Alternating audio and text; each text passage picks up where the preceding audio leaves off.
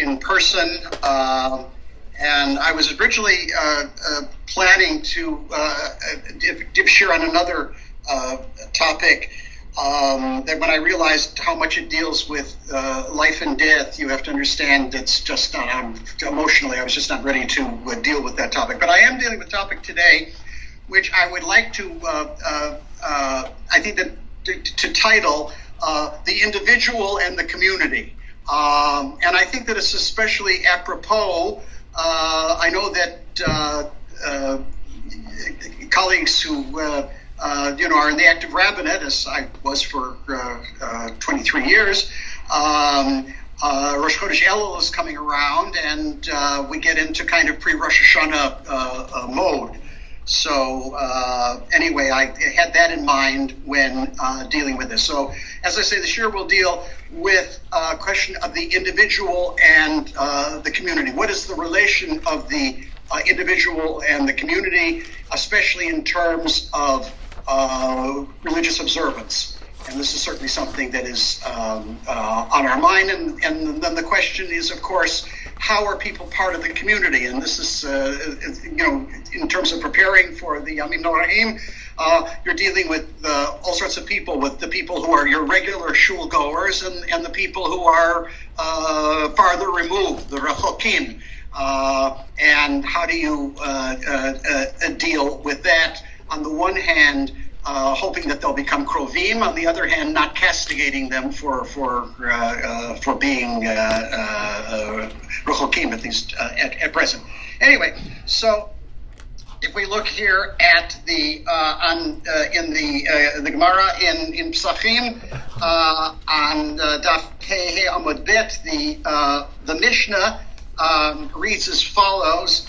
He said, basically they're talking about the question of the preparation of the Korban Pesach, and in that case, what happens if the Korban Pesach goes beyond the bounds, for example, of the house of the, let's say, the Chabura, where the people are eating the Korban Pesach. So the Mishnah reads, Eber sheyasa miksato, that some limb of the Korban Pesach went outside of the bayit, in this case, and then chotech ad shemagia le'etzem, that actually you cut the flesh back until you hit the bone, v'kolef ad shemagia le'perek, v'chotech, and then you come until you come to the joint. And at that point, you cut it off, because the whole point is that with the Korban Pesach, it is etzem lo tishbru bo, that you are not supposed to break a bone, and therefore you have to get to the joint. The joint can be disconnected,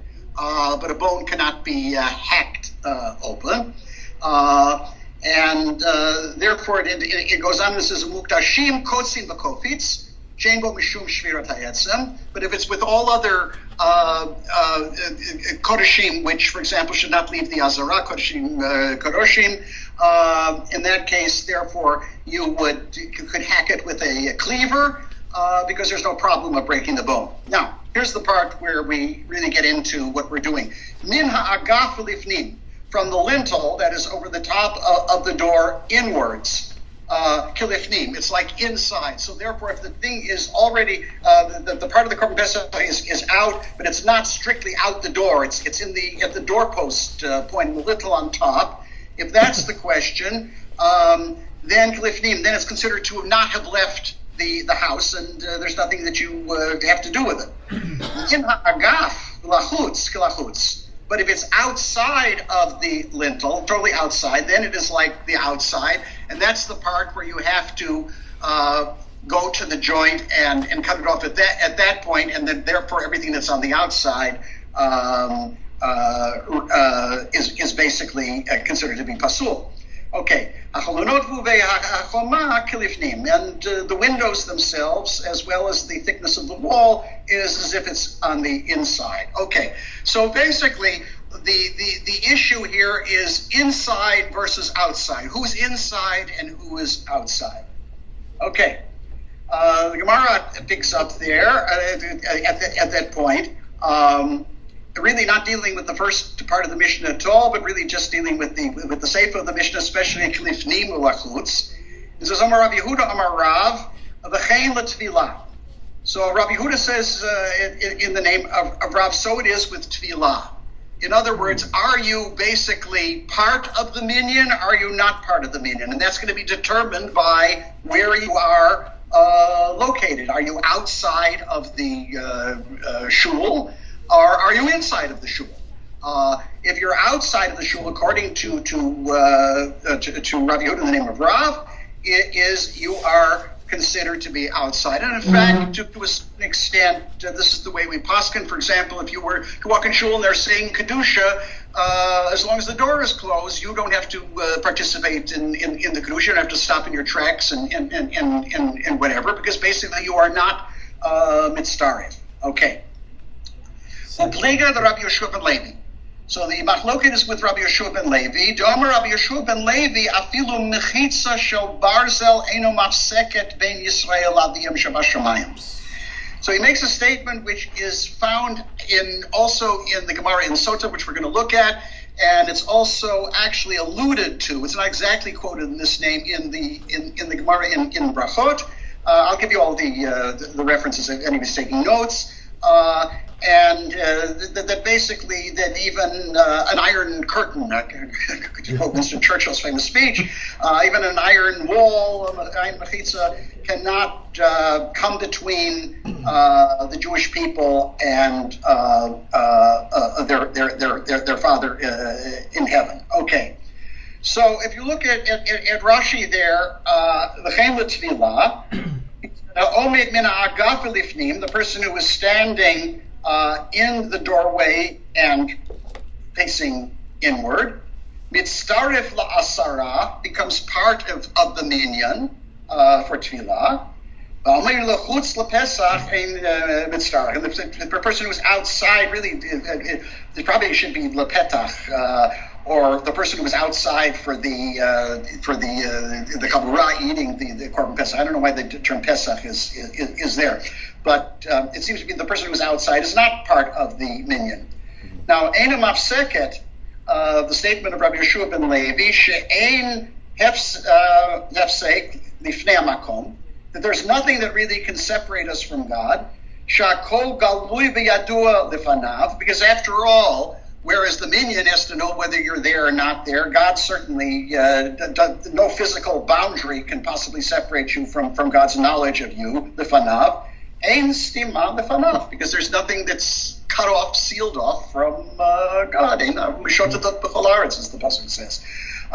Okay, so therefore we have here the situation where basically Rab is saying that you've got to be physically present in terms of to participate in, to be the minyan for the tefillah, which was the chazar of the shots. Although in the early days of the Talmud, the tefillah was there was no tefillah b'lachash. And on the other end, Rabbi Yeshua ben Levi says that you're part of the minyan. Clearly, obviously, if you want to be part of the minyan, even if you are, I'm sure you're not, somewhere 10 miles away, but even if you're not physically present in the room with them. Okay, so far. Now let's look at the Tosafot here. The Chen L'Tfilah. May I ask just a question? Sure. When we have Upliga here, yeah, is this a contrived argument between the two, or is this that there really is a difference of opinion? In other words, one can be, of course, for halachic purposes, another can be for a more, spiritual sense of disconnect between the Kadosh Baruch Hu and Bnei Israel. Well, that's interesting. I mean, first of all, the Plika, as far as we know, there was no contact between Rav and Rabbi Yeshua ben Levi. Rabbi Yeshua ben Levi is a little bit later than Rav. So this is the stam of the Gemara, basically playing off one opinion another. However, your question does lead to the basic theological point. In other words, one of the things I want to show here is that theological differences are especially clear and especially relevant when they have a halachic corollary. In other words, that where one's position about what the relationship between both individual Jews and the Jewish community and God is are going to affect certain questions of practice. This is a very common thing in the Talmud in terms of the Stam of the Gemara, to use the methodology of our Reish Metifta, Yevod Elachayim, I got one Professor David Weissel-Livni, Shlita, and that is that when there is a theoretical difference, which frequently becomes theological or philosophical differences, man suffer this, man suffer that, but my come apalge. What are they arguing about in principle? What are they arguing about in theory? But a difference in theory is also my beinayu. How does this play? Are there any practical difference? If you hold this and you hold that, is there a kind of any a practical difference? And therefore, the most interesting thing are where there's this crossover between what we call agadah and halacha. In other words, where your ideas about what is the nature of the covenant between God and the Jewish people, and how our individual Jews part of that, is going to have certain practical ramifications. Just like if we look at the halachic difference, rather than just being, well, this one says that and that one says this, that they have reasons for saying what they say. So your question is a good question, because the original source of this idea is found in the Gemara in Brachot, Lamed Bet Amud Bet, where it says, V'amar Rabbi Elazar, the Talmud of both Rabbi Yochanan and Rabbi Hanina, Miyom Shacharet Bet HaMikdash Nenalu Sha'arei Tvila. He said, when the Bet HaMikdash was destroyed, basically our tefillot were shut off from God. Shneimar v'gam ki yazak v'shaveas satam tefillati. Okay, so therefore my tefillah has been shut off. However, this is contrasted, although the Gemara there doesn't show it as a direct contrast, doesn't see it as a satre ha'adade, a contradiction, but it's actually, conceptually, it is a contradiction. So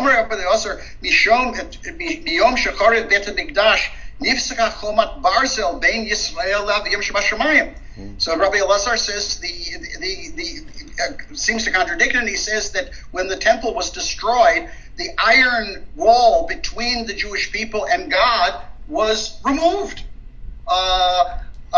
which means that to a certain extent, not that we're happy about the destruction of the Bet HaMikdash, but somehow or other, the level of our relationship with God improved rather than otherwise. And they quote a pasuk from Yechezkel, Kach lecha machet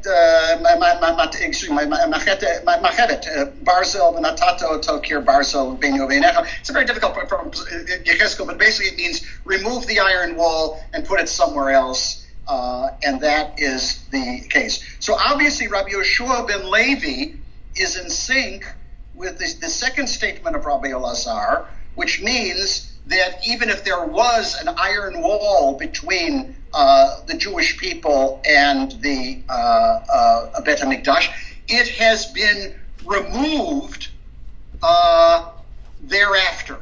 It has been removed thereafter. Now, I think that what this suggests, and I'm just throwing this out as a suggestion, I think that what this suggests is that when the Bet HaMikdash stood, you have an institution where basically people looked upon the Bet HaMikdash as their intermediary between themselves and God. As long as we, provide the korban and whatever, the Kohanim do their job, and they act on our behalf.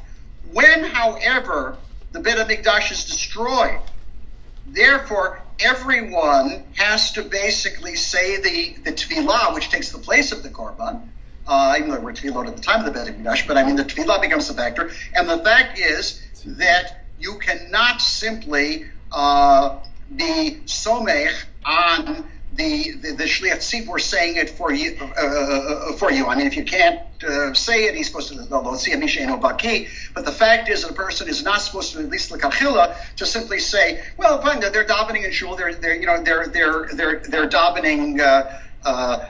for me. The idea that they're my intermediaries. It always reminds me of the joke they tell the story about two Jewish businessmen. Their father is in the Moshe Zakanim, and he dies. And they have a retail business, and it's around December time, and they can't possibly. It's impossible for them for their business. They're not going to sit shiva, so they hire one of their old people, surviving people in the Moshe Zakanim to sit shiva, and they come to the Rav with the following question: are we mechuyev to Menachem Avil sign the people we're paying to sit shiva for us? In other words, the idea is that a personal obligation. So therefore, but we have an obligation to comfort the mourners. We have to comfort the people who are mourning for us. Okay, so it's a funny joke, but the point is that this might be the case there, because now what we have is with tefillah, there is much more required of individual, personal participation rather than a whole ritual going on, which basically is a substitute. I mean, that's why many rabbis are very happy not to have a choir in their congregation or there, because what happened was the choirs, the chazonim, put on a great show, and everybody felt that they were davening for me, and I can sit there and listen like I'm watching kind of a theatrical production. So that was suggested there. And that clearly, the second view of Rabbi Elazar is, at least the idea seems to be identical with that of Rabbi Yoshua ben Levi. So let's look here now at the Tosafot of the V'chein L'Tvilah. Okay. So he says, Perish B'Kuntras, so it says in the notebook of Rashi, which we have, L'Inyan Seiruf, when it comes to the question of, making up the minyan, Ve'nira, he said, that doesn't seem quite right. De'volav De'be'elu Nemarin, because he said in Sota, Lamachet Amud Bet, or in source, and there, it's interesting, in Sota, they're talking about the Birkat Kohanim. And this is one of the points I'm going to make, the difference between tefillah and bracha, the difference between the tefillah, which you are doing as an individual, and the bracha, the kohanim, which means you're not doing anything, you are the passive object of something that is being done for you. And that's quite a crucial distinction. Okay, so Mash Masugya the Gemara, the Halacha of Rabbi Yeshua ben Levi, he says there it seems to be the halachas according to Rabbi Yeshua ben Levi, which means that basically there's not this requirement that the person be present. He said, because Rabbi Yeshua ben Levi says the mechitza shel barzel is something which is not in any way going to stop the connection to God. However, and this is the most important point, the sugya in Sota is not talking about tefillah, it's talking about bracha. And that is going to be a big difference, which I'll get to in a moment. But let's look there at the Gemara itself.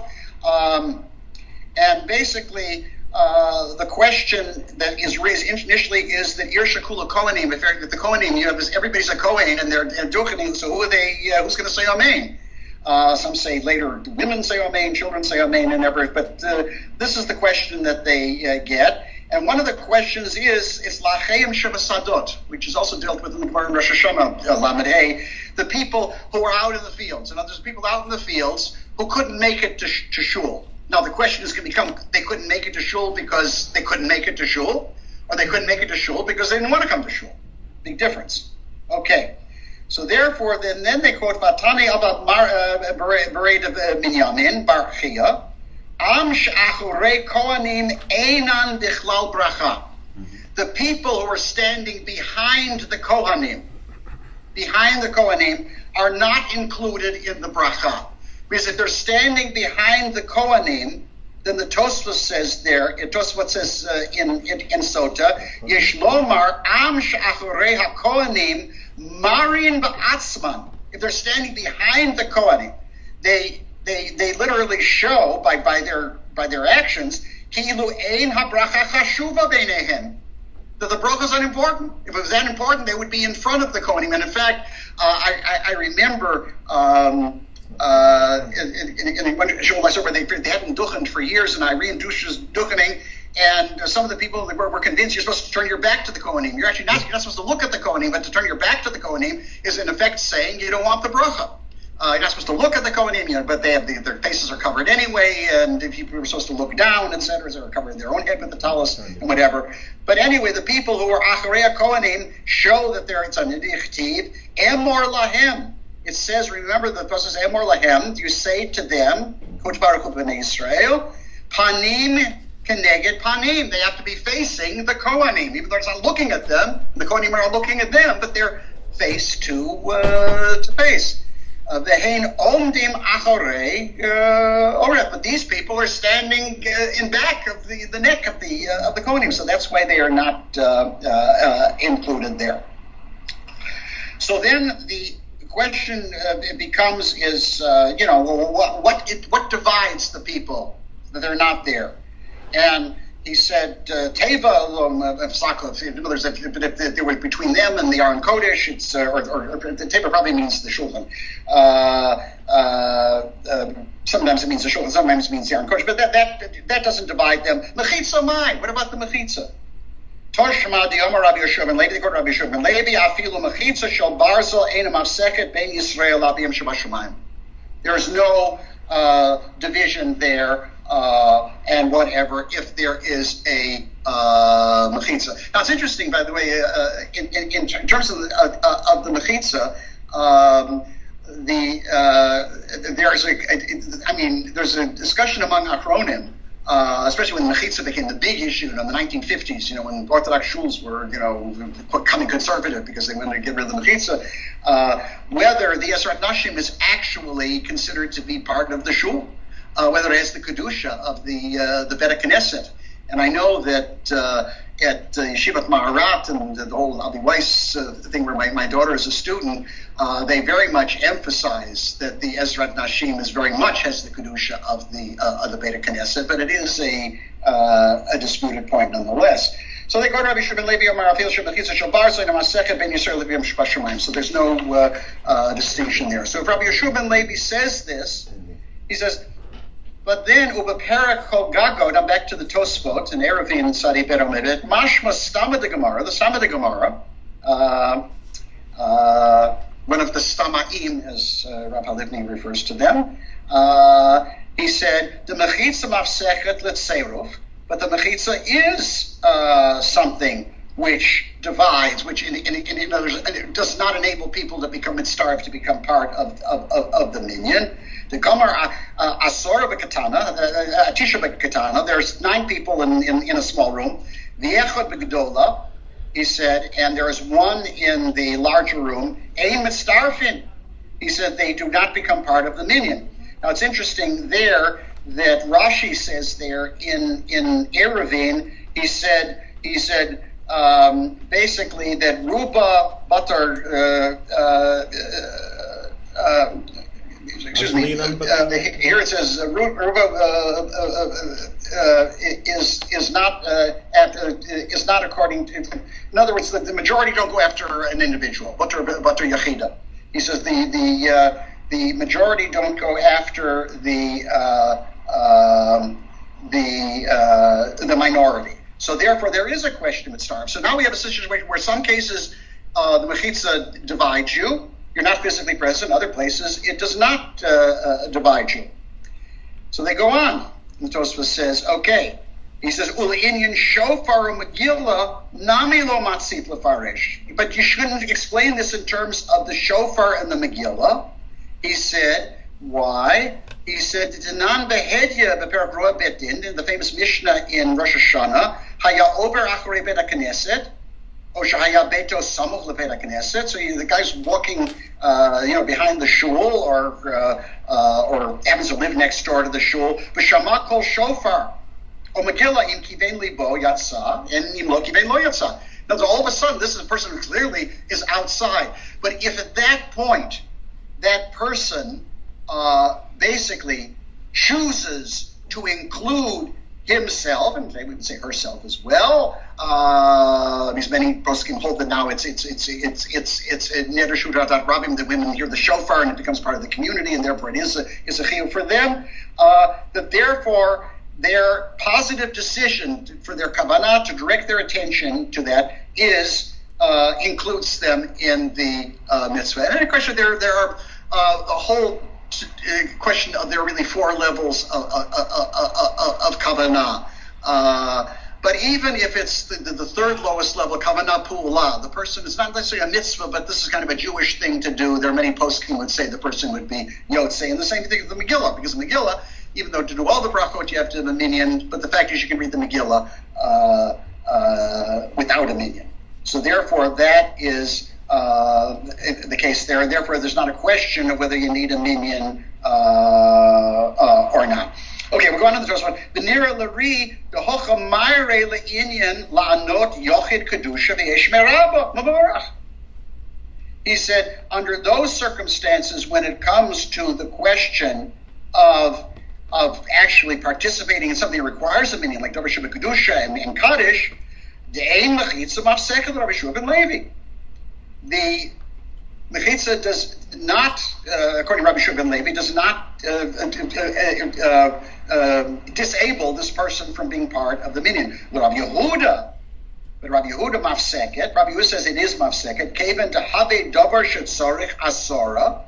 He said, and because this is something that requires a minyan, he said, and therefore if the person is not going to include himself positively in the mitzvah, then he's not fulfilled this obligation. Now, the shofar, the shofar, and the Megillah too, but shofar doesn't require a minyan, and therefore it's not relevant to that situation. So therefore, the question is, okay, so, but what I want to point out is, and this is, I'm coming into the matter, is there's a fundamental difference between including yourself in a minyan and including yourself in the Birkat Kohanim, which also, by the way, requires a minyan. And the fundamental difference is as follows. If you're to look at tefillah, or anything that requires a minyan, this is basically something that you do of your own bechira chofshit, your own free choice. So therefore, very clearly, if you say mitzvot tzrichot kavanah, the mitzvot need kavanah, then you have to have the positive intention to, therefore, be part of this minyan. And if you're not going to have the positive intention to be inside of that building, with the exception of those who are anisei, those who are amshe basadot, those who, for reasons beyond their control, couldn't be present, then they're included in the Chazor Dashatz, whether they could say Tefillah B'Lachash or not. In the case of the days of the Talmud, there were written Sidurim. So in that case, they are included because they couldn't possibly have done it. They want to be part of it. They're not excluding themselves. It's for reasons beyond their control. You know, there's a Gemara in Kedushin Daf Mem Amud Aleph that Machashev Lasot Mitzvah Venenas, a person who wanted to do a mitzvah and through reasons beyond his control couldn't do it. Mitzvah Kodesh Baruch Machshav L'Maseh. The Kodesh Baruch Hu accounts your thought or your intention, which are Machshav and Kavanah are the same thing, as if you were there. But that's, of course, somebody who couldn't be there because they wanted to be there, but they couldn't be there because of forces beyond their control. However, when it comes to the Birkat Kohanim, Kotabaruch Hu B'nai Yisrael Amar Lahem, to say to the Jewish people, why are the Jewish people receiving this bracha? They're receiving this bracha because they're the Am Segulah. They're the elect of God. And therefore the Kohanim are to basically bless them. And there is a question whether there's Yerushalmi and Gittin in the fifth parak, whether the Kohanim can even be Shofchei Damim or Megalei Arayot and whatever. And there's a difference between the Babli and the Yerushalmi. The Babli says actually that a person who is Shofech Damim, even Bishkoga, shouldn't because Yedechem Alo Edam, as it says in the first parak of Yeshayahu. But the Yerushalmi there says no, you shouldn't say who are these people to bless me, because the Samud Shemi al Bnei Yisrael V'Aniya Barachem. It's God who's blessing them. The Kohanim are just saying the words. And the same thing. Who are these people to be blessed? If there are people who are not observant and whatever, doing all sorts of things, whether ben adam l'chaveiro, ben adam l'makom, and whatever. But the fact is it's not contingent upon their character. And Yisrael, I mean, they're Jews whether they like it or not, and the bracha of being a Jew is something that blesses Jews. I mean, think of anti-Zionist Jews. Anti-Zionist Jews are still being blessed by the fact that we have the state of Israel, whether they like it or not. And how many anti-Zionists, for example, among German Jewry, were able to make it to Palestine because of the Zionists in the 1930s? It wasn't contingent upon it at all. It was contingent upon the fact that they were part of Klal Yisrael. Now, the question, however, so therefore, that is why they're included in the bracha, even according to Rabbi Yeshua ben Levi. But according to Rab, they would not be included in the Tefillah. And it's also a question of, according to Rabbi Yeshua ben Levi, whether they'd be included in the Tefillah if they consciously didn't want to be part of the Tefillah. It's one thing that they couldn't be in the room or whatever. But if somebody says, "I am not part of the Tefillah, I don't want you praying for me," then the question is, are they part of the community? And in fact, the Tosfot here in Sota, the Gemara there is in Lamachet Amabib. It's a Tosfot going over to Lamachet Amabib. The same Tosfot says the following: "Mahuda Berak ein omdim Domar Rabbi Elazar," according to the Brachot. Miyom shechorev bet hamikdash nifseka chomet habarsel vein Yisrael avim shebashamayim. Okay, the iron wall's been removed. Lo shaycha lahocha. This is talking about Tefillah. But nihu le'inyan zeh ein mafseket im yitbarachu hatzibur al yedei birkat kohanim shemayim bebet knesset ol yotzei shlich tzibur yedei chovatam. He said anybody who is not excluding themselves is part of it. Gam zeh yitbarech v'yotzei yedei chovato imahem d'klapi avinu shebashamayim lo talei behefsek. It's not contingent upon reading mechitza. So therefore, you could say that when it comes to the tefillah, you have to, according to Rabbi, you have to be present. According to Rabbi Yeshua ben Levi, even if you're not present, but as long as you have not chosen not to be present. When it comes to the Birkat Kohanim, you could say that it applies to all Jews irrespective of whether they're positively intended or not.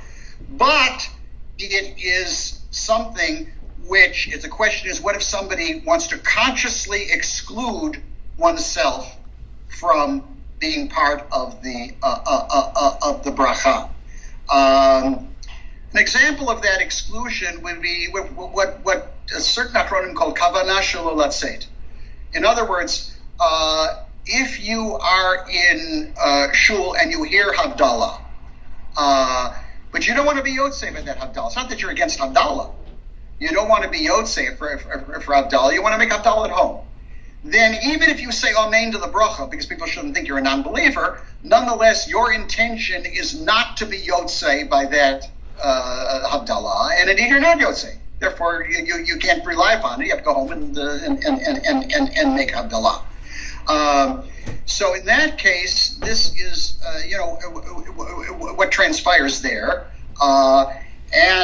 But on the other hand, one can interpret Rabbi Yeshua ben Levi's statement is that you're part of the bracha bi'al korchacha because you were chosen bi'al korchacha. You didn't. In other words, you are chosen whether you like it or not. Just I'm allowed to bi'al korchacha. You're born whether you like it or not.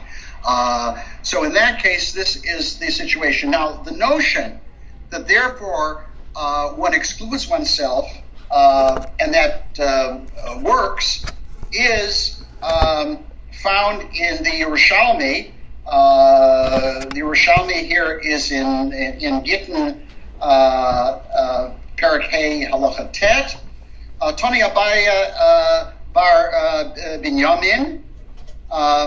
He said the following: Am ha'omed achorei hakohanim. The people who are obviously willfully standing behind the Kohanim. He said, Einan bichlal bracha. He said, they are in, and the Korban HaEdah basically paraphrases the Tosfot that we saw in the Bavli. Nira she'ein bracha chashuva aleihem. It's unimportant. Then hilkach einan bichlal bracha. They want to be outside of the bracha. However, Rabbi Chia Barbo says afilu chomer shel barza einam afsechet babracha chal aleihem. So the machloket in the Yerushalmi is basically that, do you interpret Rabbi Yeshua ben Levi as saying, okay, they're part of the bracha, they have to have negative kavanah to be excluded, or even those who have negative kavanah are still part of Klal Yisrael and are going to enjoy the bracha despite all of their protests to the to the contrary. So this becomes that one can see this as what is involved in this machloket, which I think that it is obvious that the people who basically are don't come that often and whatever, by their very presence indicates that they're looking for something, and that the people who've really excluded themselves are not there at all. And therefore, I think that this, gives us a little breathing space. Any questions so far? There's another point I wanted to develop. Okay, let me just develop this. I think that also one can look upon this, I kind of alluded to this at the beginning, as the question of the relation of the individual to the community. Obviously, Klal Yisrael. But the relation, Klal Yisrael, but we also, Klal Yisrael means the entire Jewish people. Basically, anybody born of a Jewish mother or reborn as a proper convert. Okay.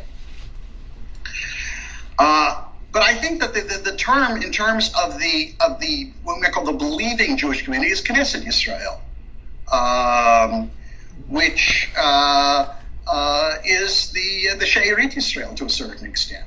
And that is the question: is what is one's relation to it? Now, I think that there are, if one wants to interpret this, and granted I'm darshaning a bit, but I think it's certainly within the spirit of the text, is that it would seem that Rav, or Rabbi Yehuda in the name of Rav, and Rabbi Yeshua ben Levi, on the other hand, are arguing against two very common errors that Jews make. When Rav's statement, basically, v'chein le'tfilah, that you basically have to positively include yourself in the community, and that the only people who are included, who are not there physically, are those people, Am Shemasadod Anisei, people who just, couldn't be there. This we have today. I've had it for a long time. People who will say, "I'm not religious, but I'm spiritual." Now that can mean lots of things. It can mean just kind of a fuzzy-wuzzy feeling, but there are people who are convinced that they have an individual, personal relationship with God. therefore they do not need to be part of a community. That this is an individual option. And this is, it was very common among liberal Protestants, but I mean, people talk about autonomy and this sort of thing. This is my, relationship with God.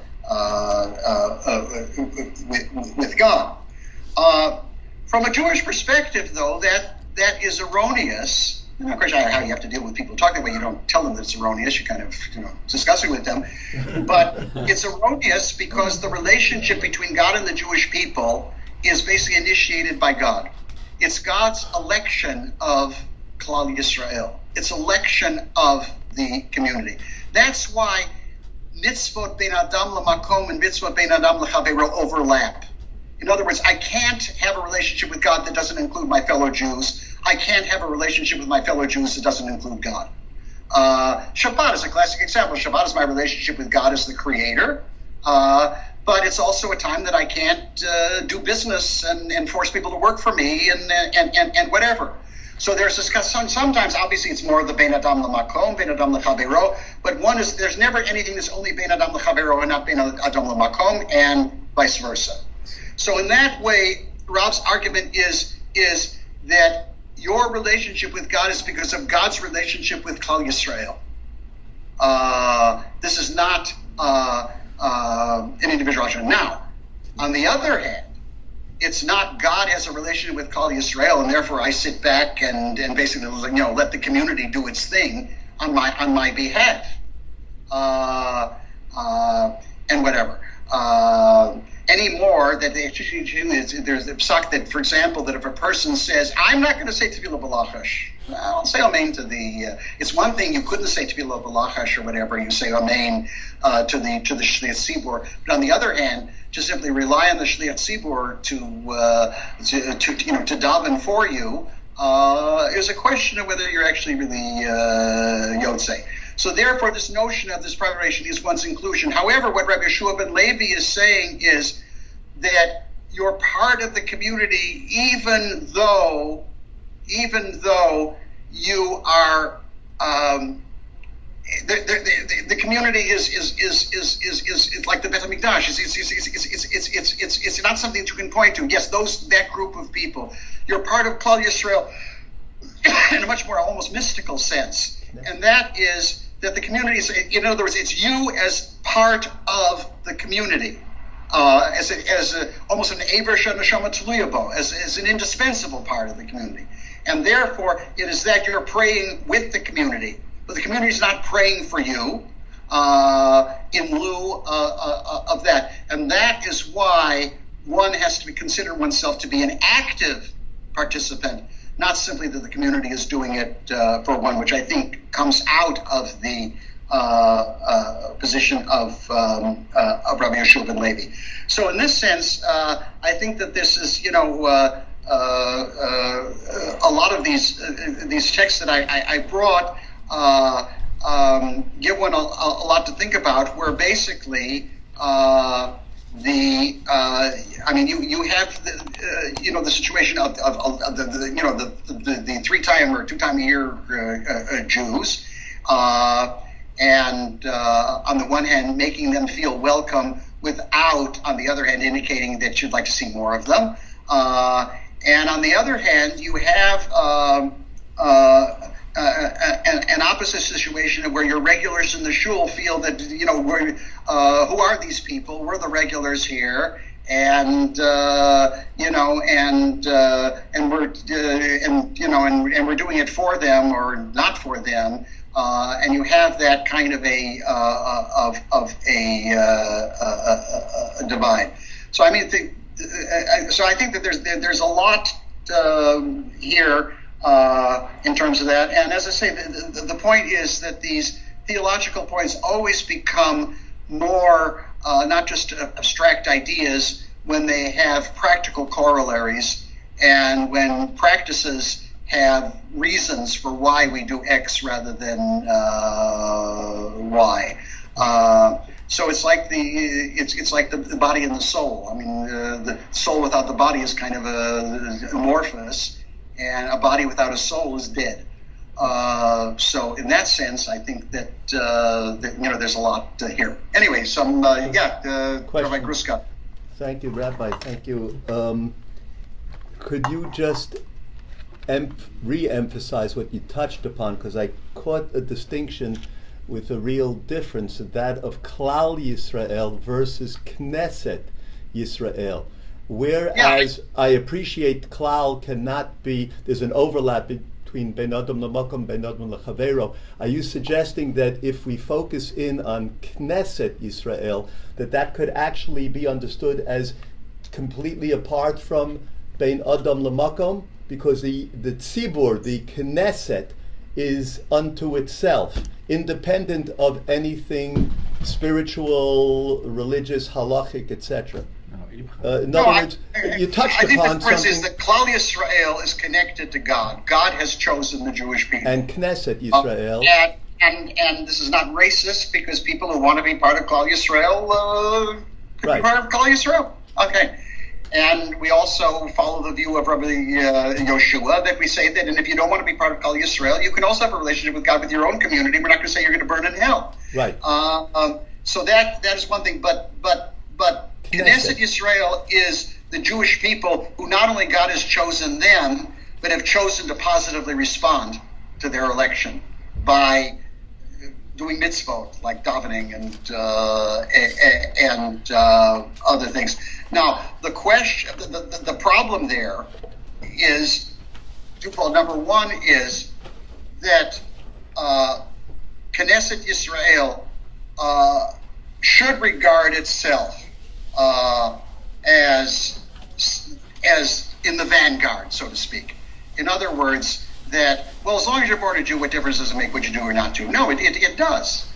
On the other hand, Knesset Yisrael at times has the chance of getting this mentality, we're the frum ones, and all the rest of them are,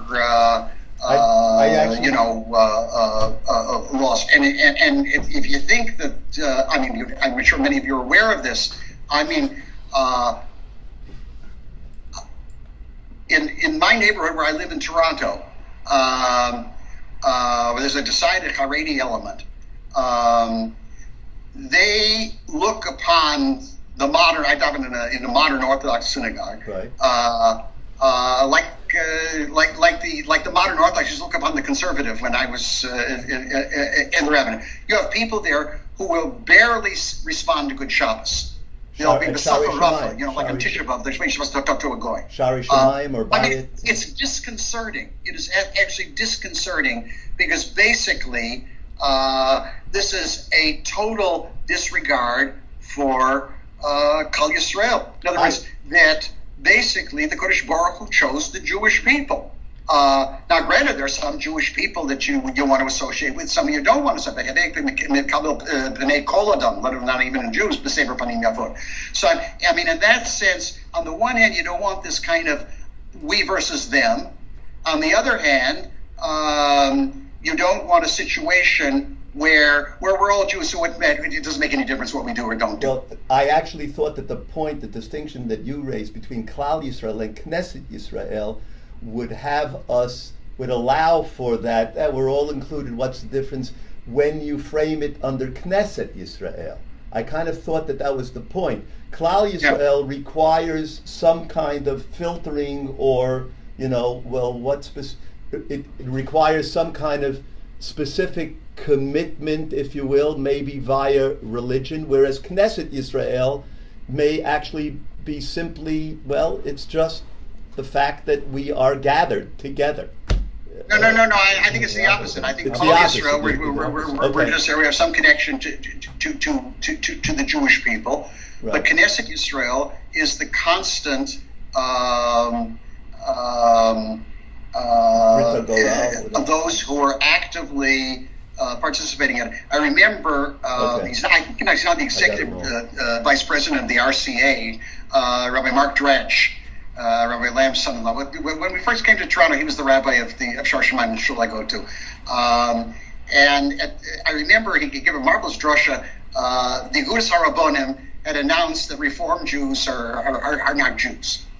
So he stood up and he pointed down to the Holy Blossom Temple, which is the leading Reform temple in Toronto. He says, can you imagine, I walked into Holy Blossom and said, guess what, you're not really practicing, they didn't say they're not Jews, they couldn't say that, but you're not doing Judaism. And I can imagine all the people can say, oh my God, they're going to run out and run to the nearest Orthodox shul. Quite the contrary. They're going to dig their heels in and say, he said, what you say to them is Malim Bakodesh. You say that when they're doing things that clearly you regard as Torah, this is something we give Yosher Koach, and we're none of us are perfect, and Harei Ze Meshubach, and therefore you include people. My daughter's Orthodox shul in Skokie, which is a big Jewish suburb of Chicago, is filled with people who grew up in USY or even the Reform movement. Why were they there? Because they were turned on to Jewish practice, and they decided they wanted to be a place where it was coherent. With Mark Dratch himself. So as opposed to selective. Right, with Mark Dratch himself. If you drove those people away, where would they be? Mark Dratch himself. You brought them from Kal Yisrael into a more Knesset Yisrael. Okay. Mark Dratch himself grew up in a quote-unquote traditional congregation. The shul that I saw. Philadelphia, yeah. And where his parents were members. It was a marvelous traditional example. drush. I remember it very well, and that is in terms of that. But on the other hand, you have the other thing, which looks for the lowest common denominator. Which is the lowest common denominator, and anybody who emphasizes more intense, is dividing people, is driving people away. Right. And that's the other extreme. Rabbi Price had a question. Yeah. Thank you. Yishar Koach, first of all, Rabbi Novak, it's wonderful to hear your voice, and thank you for giving us this Torah.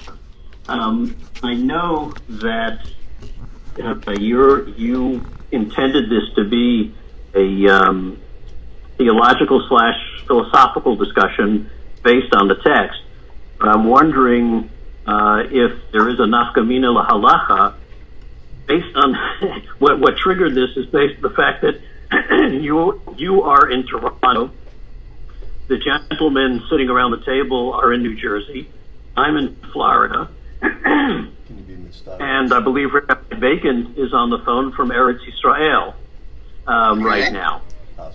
Is there a mechitzat barzel? Let's say that we all, well, I don't know about Gershon because of the time difference, but all of us were in the Eastern time, wanted to daven together using the method that we are currently using to communicate in real time.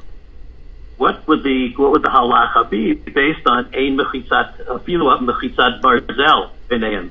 Is there a possibility? I'm not asking for a psak right now, but thinking about this in the text you brought, is there a possibility that there really is a nafka mina lahalacha for participation electronically? And we all have the kavanah to be yotze at the same time with the same tefillah. After 10. In other words, you're asking for a minyan in virtual space. Right. Yeah. Isn't there a YouTube Okay. on that? No. One could. I would. It's one of these things where very clearly it's not something where an answer is going to jump in your face, because you could argue one way, you could argue the other way. I mean, I could conceive of one doing this. I mean, most post-scheme argue for example, when the telephone came, that you could not listen to the Megillah or the shofar. Shofar even more so, because Megillah could be amplified by a mic, but whereas the shofar can't. So, I mean, in that way, is that the case? My inclination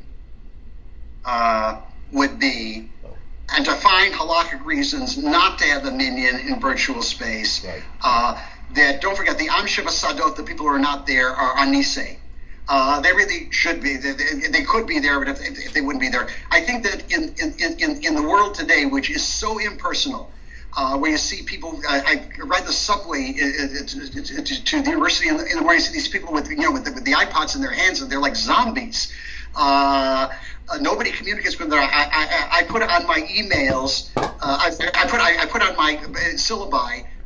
No emails, please.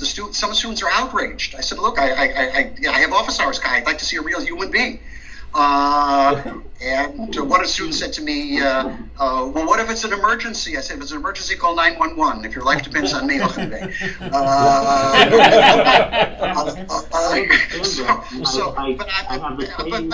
you could. I mean, I'll give you an example of that, and I don't think I'm telling tales out of school, Rabbi Price. Rabbi Michael Broyd, Rabbi Broyd happens to be a friend of mine, and we know his problems, whatever. But nonetheless, he once was, I don't know if he ever published it, he was going to write a tshuva about permitting cloning. I said, of course you can permit cloning. It's the easiest thing in the world. You have no precedent for it, and you can fadray it out of, there's a Yerushalmi at the end of Nida and whatever. I said, but is this really something that you really want to do? With people who are, engineering human life, and to such an extent, what it becomes is the following: there are certain things that you could permit halachically that still ought not to be done. Halacha bein morin kain. And there are certain things that are not mandated halachically that still ought to be done. If not halachically, then min hamufchar. And I think that at this point we have to basically argue, and I think that the argument would largely depend on our task is that we live in an incredibly technologically dividing, impersonal world, and is this something that we want to promote or not? But you certainly could make halakha. But if the halakhic argument is, we could argue, since we have no halakha psuka on the subject, we could argue A, we could argue B. Then the hakatuba hashlisha machriya beinehem is going to be some kind of theological or philosophical argument. That is going to be definitely the machriya. Because you could go either way, but it's certainly something. Rabbi Novak, I want to sharpen the question, and then I'm going to stand down. And that is, this program is taking place in a assisted living / nursing home, I believe. There are anusim.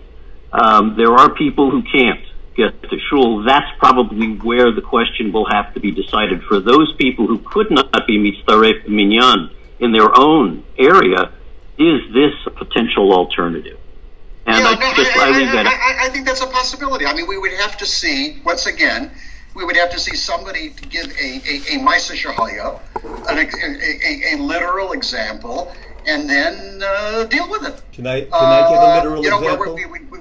Where we diagnose the patient, you're supposed to listen to the case carefully and not just apply yesterday's decision. That's what's called casuistry. So I agree with you. Now I'm told that there are some conservative and reform congregations where they have an auxiliary service and on a television screen. And whatever. I guess it's cheaper than bringing in another rabbi in Cantor. I don't know. So I mean that would be the question. Whether they are part of the tefillah, I suppose it would be better than nothing. Clearly, it wouldn't be. The Megillah is interesting because Megillah you can you can do with the microphone. The shofar. I always remember as rabbi in congregation. Having them basically cover the mic when the shofar was when there's a shaila where they're hearing it, kol havara. And in my own particular case, and I've advised people of this, although I have to be very careful because I'm in a shul where I'm not the rov, so I'm not supposed to pass in shalas. I remove my hearing aids and advise other people to do likewise for Tekiyat shofar. So yeah, these are definite questions, but the questions that I'm dealing with here, I mean, these are some very specific halachic parameters. but I think that it just in general of how we define a community and who is part of the community was more of that I wanted to deal with today. But that's certainly an appropriate corollary to this presentation. Rabbi, can I interject and answer Ron? Because without being facetious, in other words, I tell people who have these questions, whether they're in a nursing home, disabled, whatever, and not able to come to synagogue, even though their choice is to come. I said, of course, Harry, of course, Sarah, Sadie, of course we'll count you and include you and we'll provide the video so you can be mitzdarif, you can count after number 10. In other words, you count 11, 12, 13, etc. But we as long as we have a minyan and we get as many people as we can minimally in the room based on halachot of whether you sight and proximity, etc., etc. We're framing this issue in a way where it's either or, when it can be both. Meaning, can we have virtual to substitute for physical presence? Obviously, your point being well taken, do we really want to do that? But of course we want to include. So let's have both. Let's say yes. Yeah. But the point is kind of l'chachila b'diavad. Right. It is far better to deal with these cases on an individual basis. For the following reason, I remember one of the first articles that I ever wrote. In fact, it's a chapter in my first book called Law and Theology in Judaism, Volume 1. Was I wrote a critique of the famous or infamous Rabbinical Assembly Tshuva of 1950 of permitting driving a car to shul on Shabbat. Right. And here's a little interesting aside. The late Rabbi Jacob Agus, who began as an Orthodox rabbi. He was a Musmach of Rav Moshe Soloveitchik and a conservative rabbi. When I was a rabbi in Baltimore, I, the seminary graduate, was serving the modern Orthodox congregation, and he, the yeshiva graduate, was serving the left-wing conservative congregation. And we were very good friends. He was a tremendous Talmud Chacham. There were 3 people who wrote that tshuva. And I said to Rabbi Agus, I said, I happen to know that you wrote the whole thing. And he got this kind of wry smile on his face. I said, how did you guess? I said, very simply. I said, there's a certain Tosfot in Shabbat that you quoted. I said, that you distorted in the most brilliant way I ever saw. The other 2 wouldn't have known how to do it. And he kind of chuckled, and he said he really wanted it to be a takana, et cetera, et cetera. I remember reading the proceedings of the Rabbinical Assembly, Rabbi Isaac Klein, who was really kind of the godfather of the UTJ. Right. Tremendous Talmud Chacham, whatever, and his daughter, Alea Shalom Miriam Klein Shapiro, was one of our presidents of the UTJ. I remember the statements are, people from the floor were quoting, and he said, don't make a ruling like that. He said, tell me a man who just broke his leg, who lives 3 miles from the shul, and will work out something. Right. And I know that the people have worked out that there's a bus that stops and whatever. But to give this as a blanket heter is what B'Shat Dachak becomes Maisa Kol Yom. Well, that was my point about... In that way, it's far better to say that this is the case there, and we'll take it on a case-by-case basis. I think that experience should have taught us that. May I ask a question just back on the text without the nafkamina here? And one of the, I think it was from Sota, you said that the context of the... Who's speaking, by the way? Seth Gordon. Oh, Seth, I'm sorry. Okay, yeah. Okay, go ahead. The context, I think, was that after the Beit HaMikdash was destroyed, that now there's no mechitza shel barzel from... Yeah. That implies that when the Beit HaMikdash died, there was a concept that there was a mechitza shel barzel. Where do we get? Where was that gotten from? It's a usually we think of the Beit HaMikdash as after all we had Tisha B'Av and whatever. Now, granted, we don't follow the early reform movement that eliminated Musaf and everything because they decided that the Beit HaMikdash, we're better off without it. We pray for its restoration and whatever. It's a very unusual text, but as I say, the statement of Rabbi Elazar in the Gemara in Brachot very much parallels the idea of Rabbi Yeshua ben Levi, which is in the Gemara in Pesachim and in Sota. So, but I think that what they might be saying, here again, this was my chap on it, if you will, is that when the central institution has been destroyed, there's much more individual responsibility. So there's much more individual responsibility. I mean, I remember when I was a rabbi, for example, in Oklahoma City, Oklahoma, which was a small Jewish community, that the young people who went to the University of Oklahoma, who were Jewish positive, led a much more Jewish life than the kids who came in from New York. Maybe that's why they came to Oklahoma, to get away from the Jewish life, because they could take nothing for granted. They couldn't. There wasn't the kosher pizza parlor around the corner and whatever. So with the result of, even though the Beit HaMikdash, we pray it should be restored, et cetera, but somehow or other, Tefillah, I mean, there is the bit of a Knesset. I mean, the synagogue, it's not that we had a Beit HaMikdash and it's closed, now we'll open up a synagogue. There were synagogues clearly during the days of the Second Temple, and maybe even in the first Galut. But nonetheless, it seems to imply that whereas the Tefillah is tafel in the Beit HaMikdash, I mean, it's something which is, and it clearly, there's no notion of individual prayer there. They have a little, the Mishnah in Tamid, in the fifth paragraph, where they say the Baruch Hu and part of Shema and the Aseret Dibrot, et cetera. It seems to have been totally a communal thing. It was really the Kohanim doing everything. And with the destruction of the Beit HaKnesset, with the destruction of the Beit HaMikdash, it became something where there's much more individual responsility. I mean, look, there were people. You have the Gemara in Ketubot of a bit. Kol hadar be'eretz chutz la'aretz ke'ilu ein lo Eloha. So they quote David HaMelech, who says, "Gershuni hayom mistapech b'nachalat Hashem le'chavod Elohim acherim." Clearly, there was a notion, certainly in the days of the First Temple, that outside of Eretz Yisrael, the God's the God of Eretz Yisrael, and outside of Eretz Yisrael, people in the Gola said to Yecheskel, it's all over. Let's be like everybody else, the Sharei Eitz V'Evan. So therefore, this idea, there were people who clearly thought that once the Beit HaMikdash is gone, then Yiddishkeit is kind of, gone by the wayside.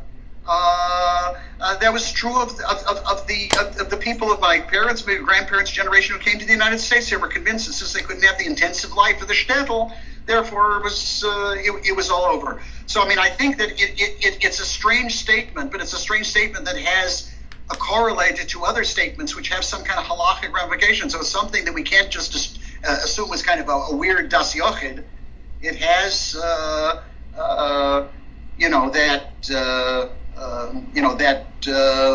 validity. Just to follow, the real point, the question, however, is do we have evidence that during the time of the Beit HaMikdash, there was some sort of a statement that says we have, because of the Beit HaMikdash, a mechitza shel barzel? In other words, if we don't have that, then only how many generations afterward somebody is now saying to offer something in the context of the destruction of the Beit HaMikdash, rather than that there being some concept, some expressed, recorded concept that there's a mechitza shel barzel while the Beit HaMikdash is going on.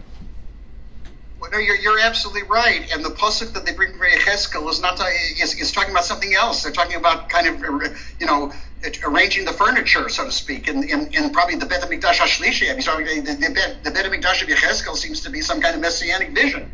So therefore, the very use of that pasuk is clearly an asmachta, and there's no question about it. But it's somebody reflecting on the fact that by what they want to say is, it seems to me, is those type of people who thought that once the Beit HaMikdash is destroyed, look, that it's all over. We know, for example, from accounts that there were Kohanim when the temple was being destroyed who were jumping into the fire. They were convinced it was all over. And for the Tzedukim, who were mostly Kohanim, it was all over. I mean, they pull out the rug from under them. One of the reasons that the Pharisees succeeded is because of 10 liyavne v'chachameha. Rabbi Yochanan Zakkai did not ask. It probably wouldn't work anyway. I mean, tafasta grubelo tafasta. They tell Espasianus, guess what? Don't destroy the Beit HaMikdash. But the 10 liyavne v'chachameha is that the Beit HaMidrash and the Beit HaKnesset are now our support. And Mikdash Ma'at, and granted, we pray to the temple because they're not complete. But on the other hand, it's not just that they're substitutes for the temple. There's a certain notion there that there's a level of individual involvement and participation that is, don't look upon it as a tragedy. There might be a silver lining to some of this. Right. Now we don't have a Mechitza Shel Barzel. In the context of this, in the context of Rabbi Yeshua ben Levi, is that I see this as an argument against those who look upon the religious institution as basically, like the two guys. Do we have to Menachem Avil to the people who are sitting Shiva for us? That's great. Okay. Well, getting back to what we talked about before, can we envision a situation, especially as these things become more common and usual, that we count not only the 11th that's connected electronically, but we count the 10th or the 8th or the 9th also? Once again, I think that you could make that halakhic argument, which is, do you want to make that halakhic argument? Right. In as much as look, when something's halakha psuka, then there's, even the halakha psuka, there are ways of studying to kind of qualify it and whatever. But the fact is that there's no precedent. Whatever you decide upon is going to be based upon one of two things. Either it's going to be based on some kind of far-fetched analogy. Best example of that is when people dealt with brain death. I'm talking about brain death. My son-in-law, Dr. Noam Stadlin, has become one of the experts in terms of halakhic treatments of brain death.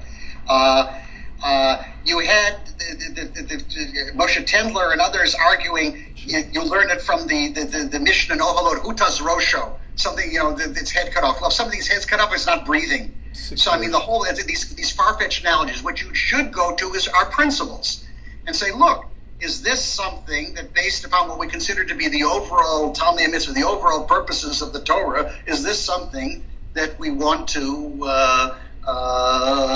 promote or not to promote? But on all of these major questions where there are basic theological and philosophical issues involved, that the halacha is what we call a conditio sine qua non. Clearly, you've got to make an argument that is minimally not going to contradict the halacha. But on the other hand, you're not going to be able to simply deduce an argument from the halacha, because it's going to be based upon, you're going to have to get to a more philosophical level of principles and then just make sure that it passes muster.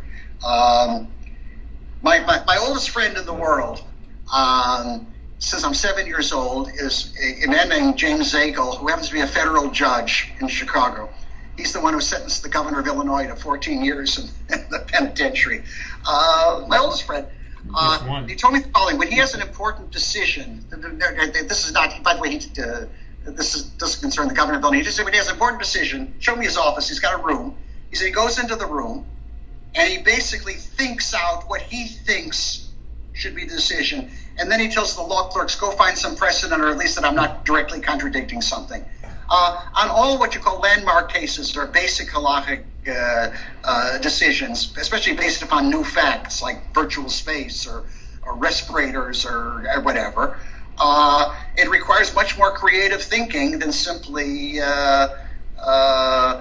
deducing something from something that's not there. And you either have people who make far-fetched arguments, or you have the Das Torah mentality, that seems to regard poskim as some kind of neviim who, based upon their personal authority, decide what should be the case without ever having to make an argument.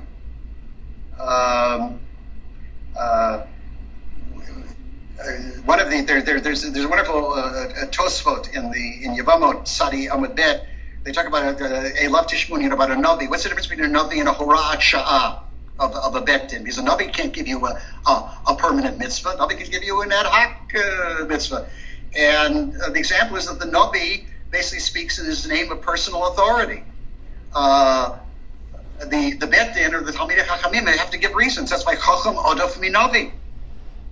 The Maral of Prague is a wonderful statement that the Navi is only talking in a certain situation, etc. So the Chacham is talking about eternal truth, if you will.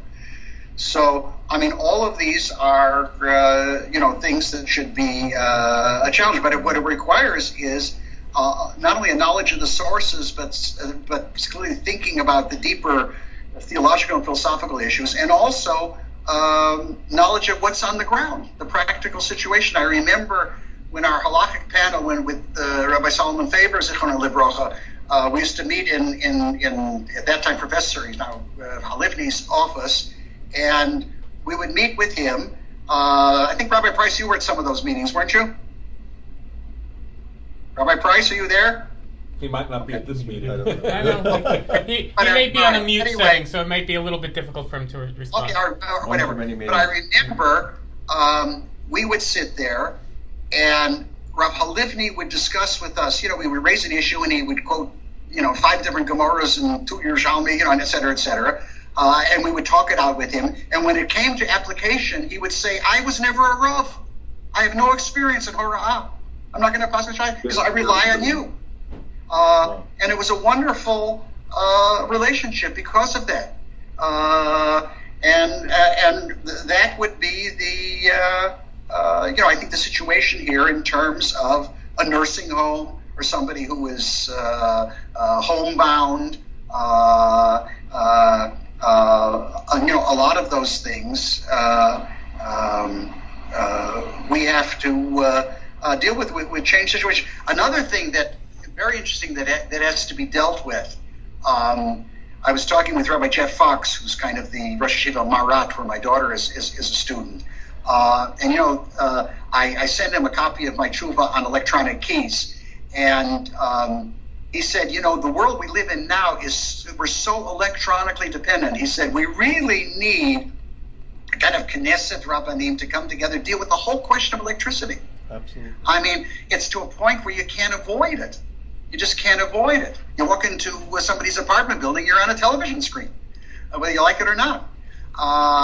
And it's something that requires, an overall treatment, not just here, there, and the other thing. And as a kind of Eitz Tov, it might be something interesting that we might want to work out with the Marat, the people there, to some kind of conference or whatever. Because, I mean, I think that that we should be having as much a relationship with them as possible. I think that they're clearly Anshe Shlomeinu, without giving up our independence or whatever. But that's just something that comes to mind that he and I very recently discussed. Okay, very good, Rabbi Novak. Thank you so much for joining us from afar. Thank you. I'm sorry I can't be with you.